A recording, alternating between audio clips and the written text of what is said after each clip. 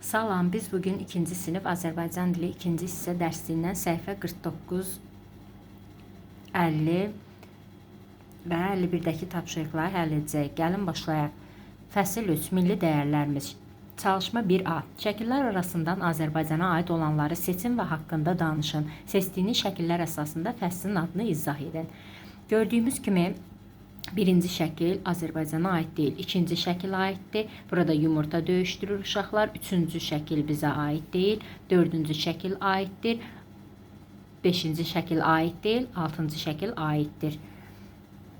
Deməli, ikinci şəkildə uşaqlar yumurta döyüşdürürlər. Novruz bayramında belə oyun var. Kimin yumurtası sınsa o məğlub olur. Dördüncü şəkildə aşıq, tütək, saz görürük. Bu Azərbaycanın milli musiqisinə və musiqi alətlərinə aiddir. Altıncı şəkildə rəqqasların milli geyimdə rəqs etdiklərini görürük. Çalışma B. Mətni oxuyun, suallara cavab verin. Qarabağ atının şöhrəti. İngiltərə kraliçası Yelizaveta at həvəskarıdır. Odur ki, öz ad günündə cıdır yarışı təşkil etmişdi. Yarışda dünyanın hər tərəfindən gətirilən atlar iştirak edirdi. Bu yarışda Azərbaycanın Zaman adlı at təmsil edirdi. Cıdırda atı sürmək məşhur Jokey Əliyə tapşırılmışdı. Yarış başladı. Yelizaveta hündür yerdə əyləşib yarışı izləyirdi. Milli geyimdə olan Azərbaycanlı jokey və onun atı hər kəsin, xüsusilə Yelizavetanın diqqətini çəkmişdi. Zaman yarışa başlayan kimi çox bir az vaxtda digər atları və maneələri keçdi. Nəhayət finiş xəttinə çatdı. Cıdır meydanındakı insanlar həmçinin Yelizaveta ayağa qalxıb Azərbaycanlı jokeyi və onun altını alqışladılar. Yelizaveta yanında oturan köməkçisinə tapşırdı. Mən deyənə qədər belə yaraşıqlı və sürətli at görmədim. Atın sahibi nə qədər pul istəsə verin.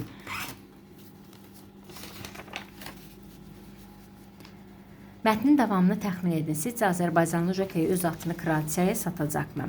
Gəlin mətni oxuyaq. Yelizavetanın köməkçisi Əlinin yanına gəldi.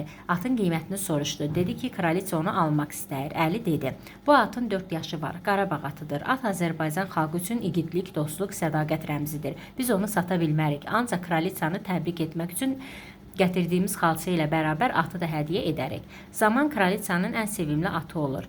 Onun tapşırığına əsasən mehtərlər ata xüsusi qulluq edirdilər. Hətta kraliçə öz saçlarını atın yalmanının qızılı rəngində boyamışdı.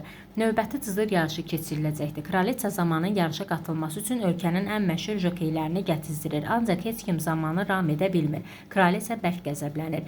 Məgər bu ölkədə Zamanı idarə edə biləcək joker yoxdurmu? Zamanı belə etməsinin səbəbini heç kim izah edə bilmirdi. Gələn baytarlar at sağlamdır deyib gedirdilər. Bir gün baytarlardan biri atın xəstəliyinin səbəbini belə izah etdi. At vətən həsrəti çəkir.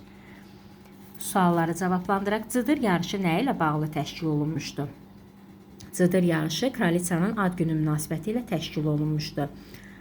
Azərbaycan nümayəndələri kraliçanın ad gününə hədiyyə olaraq nə gətirmişdilər? Birinci xalça gətirmişdilər, sonradan da atı hədiyyə etdilər.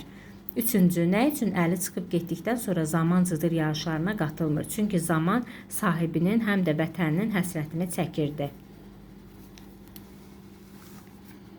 Çalışma D. Azərbaycanın ilk jokeyi haqqında mətni dinləyən hansı sualların cavabı dinlədiyiniz mətndə var? Siz mətni yazaraq dinləmiş olursunuz. Yəni biz də bu sualları cavablandıraq.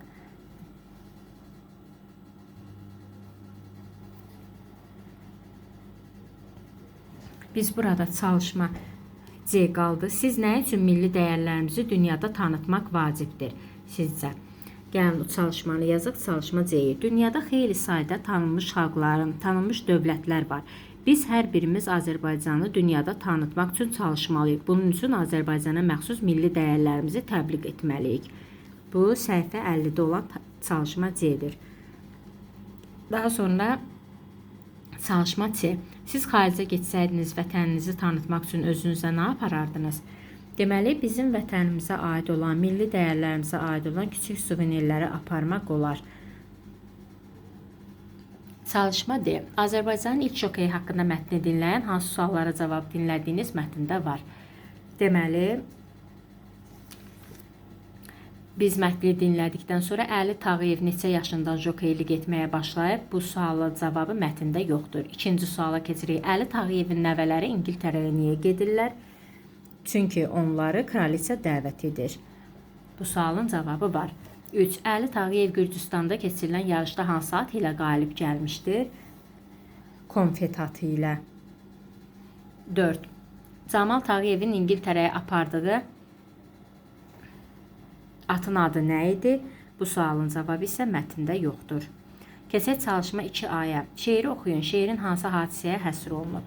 Qarabağ atı. Günlər keçdi, aylar ötdü. Qarabağın köhnələrinə qışda kişmiş, yazda yaşıl ot verdilər. Səhər-səhər çəmənlərdə gəzdirdilər. O yemədi, o içmədi, arıqladı o günbəgün. Xiflətini çəkirdi at şah bulağın cıdır düzün. Deməli, şeir Zaman adlı ata həsr olunub. Zaman çox yaşamır, ömrünün son günlərini İngiltərədə keçirir, orada da ölür. Vətən həsrəti çəkdiyi üçün. Çalışma B. Oxuduğunuz şeir Qarabağ atının şöhrəti mətnindəki hansı fikri təsdiq edir? Burada bu ən sonuncu cümlə at vətən həsrəti çəkir. Bu cümlə bu fikri təsdiq edir. Çalışma C. Azərbaycanın milli oyunu sövqən barədə mətni dinləyin, uyğun şəkli müəyyən edin. Mətn və şəkil əsasında oyunların qaydaları haqqında danışın.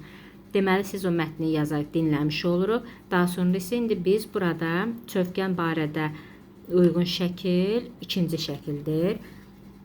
İkinci şəkil, iştirakçılar iki komandaya ayrılıb, komandalar geyimləri ilə fərqlənirlər. Görürük ki, topu əllərindəki çövkən adlı alətlə rəqib komandanın qapısından keçirməyə çalışırlar. Bugünkü tapşırıqlarımız bu qədər. Kanalımıza abunə olmağı və bəyənməyi unutmayın. Hələlik.